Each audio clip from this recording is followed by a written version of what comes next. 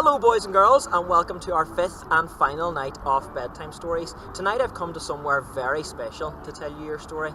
I'm here in C.S. Lewis Square, which is in East Belfast. Now some of you will know who C.S. Lewis was and some of you won't, so let me explain.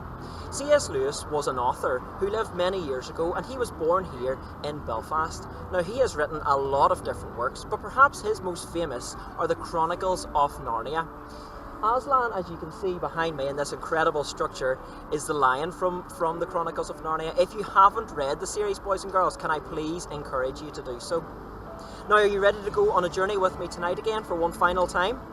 I'm ready to go. Are you sitting comfortably? Teeth brushed, pyjamas on, in bed, or sitting somewhere nice and comfy? Are you ready? In a little cottage on the outskirts of a forest lived three bears. There was a mummy bear, a daddy bear, and a little baby bear.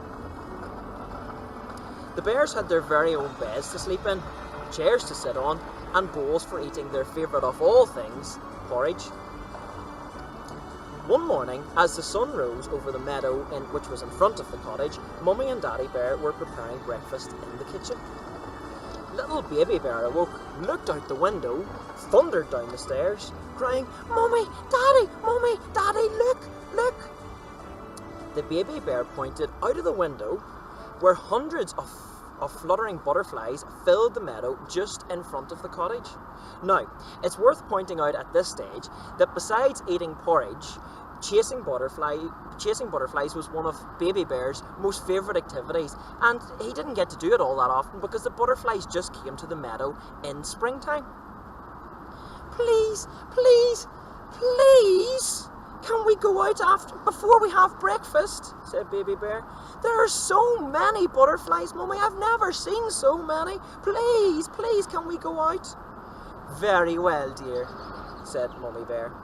Well, I shall just pour the porridge here, said Daddy Bear, so that it can cool down and it'll be a perfect temperature for us to eat when we come back in from chasing these butterflies.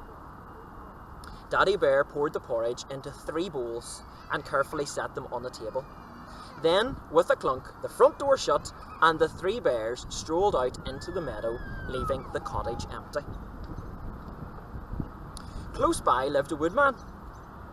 He had a young daughter with golden shimmering hair that went by the name of Goldilocks. Now, Goldilocks went to our school too. She would have been probably a couple of years below Peter from last night's story. They were actually good friends and they enjoyed playing lots of different games in our school playground.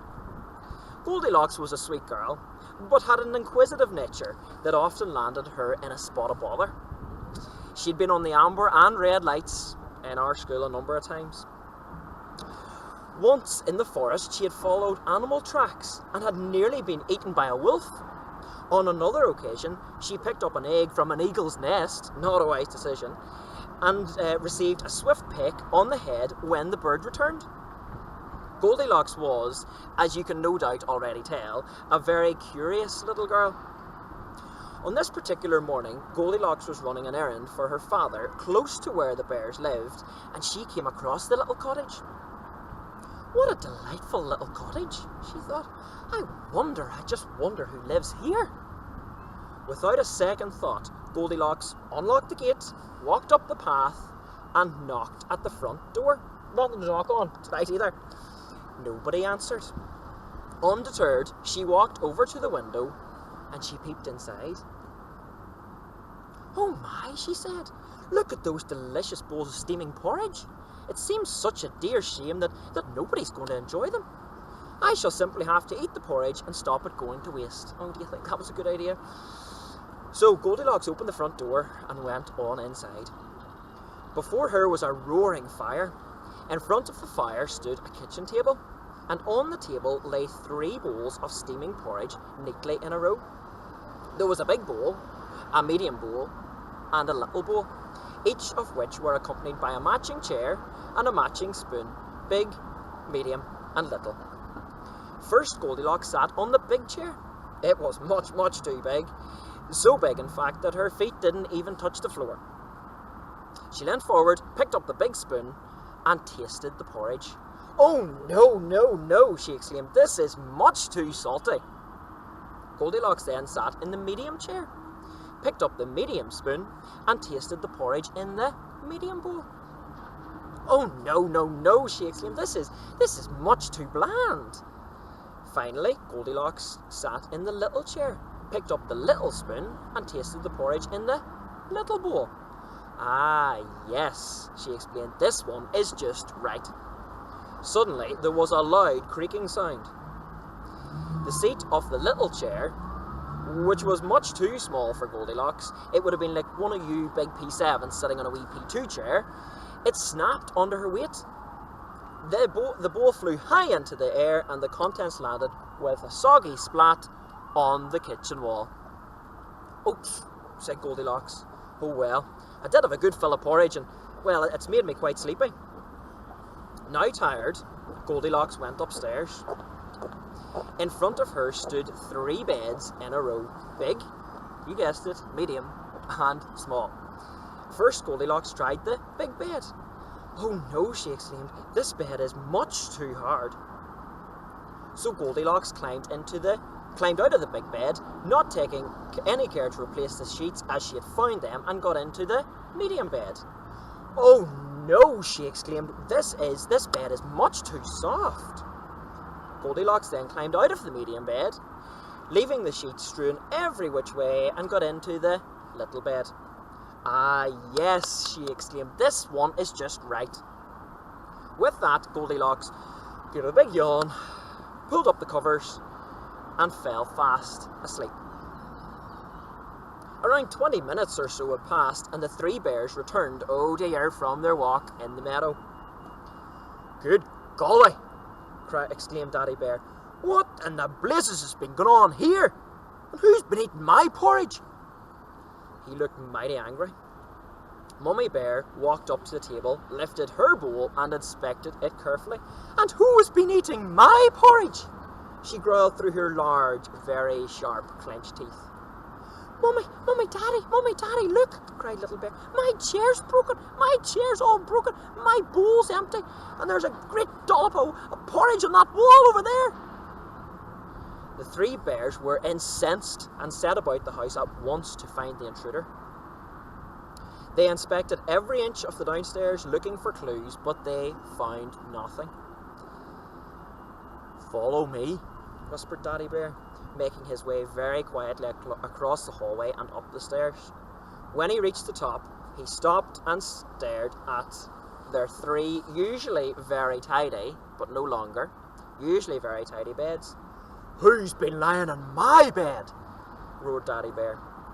Mummy Bear quickly stepped forward, took a glimpse at her tumbled bed sheets, and said, "And who's been lying in my bed?" Little Baby Bear looked up at his bed, and the very bed that Goldilocks was sleeping in. Daddy, he whispered, "there's a little girl in my bed." "Aha," he replied triumphantly, "this must be the beastly intruder. I'll gobble her up at once as punishment for her naughty disrespect towards us." Goldilocks awoke with a start. I think you'll agree that the sight of 3 hungry bears at the end of your bed is enough to give anyone the heebie-jeebies. And let me tell you, Goldilocks was no different. Quick as a whip, she sprang up, jumped from her bed, and skipped through the open window before any of the bears could lay a paw on her. Outside the window was a drain pipe. Goldilocks grabbed the drain pipe with both hands, shimmied down it, and then ran home as fast as her little legs would carry her. Goldilocks arrived home, out of breath and sweating from her run. "Goldilocks, my dear daughter," said the woodman, "did you collect those eggs from Mrs. Brown as I'd asked you to?" "Oh no, Daddy, I got distracted." "Oh, not again, Goldilocks. Where on earth have you been this time?" "Oh, well, Daddy, I found an empty cottage, and was it 3 bowls of porridge, and nobody was eating them, and so I let myself in, and I ate them." "You did what?" "Oh, I'm sorry, Daddy, I really am. I didn't know that the bears lived there, and promise, I didn't mean to break the wee chair, I didn't mean to slop the porridge up the wall or anything like that." The woodman looked at Goldilocks. "I'm very disappointed in you, Goldilocks," he said. "How do you propose to make amends for this?" Goldilocks went silent for a moment, deep in thought.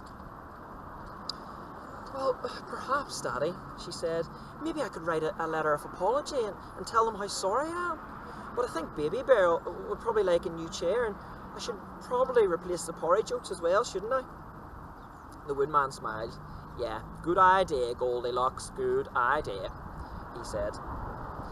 In the days that followed, Goldilocks wrote her letter of apology and carefully carved a new chair for Baby Bear with the help of her dad and also one of the glue guns from our school. She also performed many chores around the house to earn enough pocket money to buy a brand new box of the finest porridge oats. Once they were ready, Goldilocks gathered her things and set off over the meadow to the Three Bears' cottage. This time she knocked at the door and she waited patiently. The door opened. "Yay!" roared Daddy Bear. Hearing this, Mummy Bear and Baby Bear came charging to the door at a furious pace. "Gobble her up, Daddy! Gobble her up, quick!" cried Baby Bear. Wait, replied Goldilocks. "I have come to say I'm sorry. I know what I did was wrong. I should never have come into your house uninvited and touched your things. I have written a letter to say how sorry I am. Made a new chair for Baby Bear and would have brought you a box of your favourite porridge oats." The bears looked at each other. "Oh dear girl," said Mummy Bear, "this is a very sweet gesture and we are more than happy to accept your apology." "Thank you," replied Goldilocks. So, boys and girls, Goldilocks learned her lesson. She repented for her thoughtlessness, and from that day forward, she vowed to be kind and courteous to everyone she met. And not just that, Goldilocks and the Three Bears soon became the very best of friends. They enjoyed many spring mornings together, chasing butterflies in the meadow and eating large bowls of steaming hot porridge in the little cottage. And as the story goes, boys and girls, they all lived happily ever after. Boys and girls, thank you so much for taking part in this week-long celebration of World Book Day 2021. I hope you've really enjoyed it, and I hope that you've learned a lot along the way as well.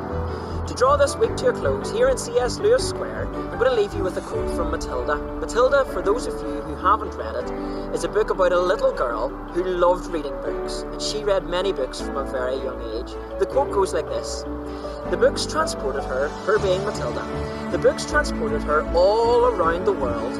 She met wonderful people who lived very exciting lives, all from the comfort of her own bedroom in a small English village." And boys and girls, that really is the power and the magic held within the covers of a good book. Using your imagination, you can travel anywhere around this world and indeed beyond. Boys and girls, sleep well. Thank you for taking part again, and remember, keep reading. Chat to you soon. Bye-bye.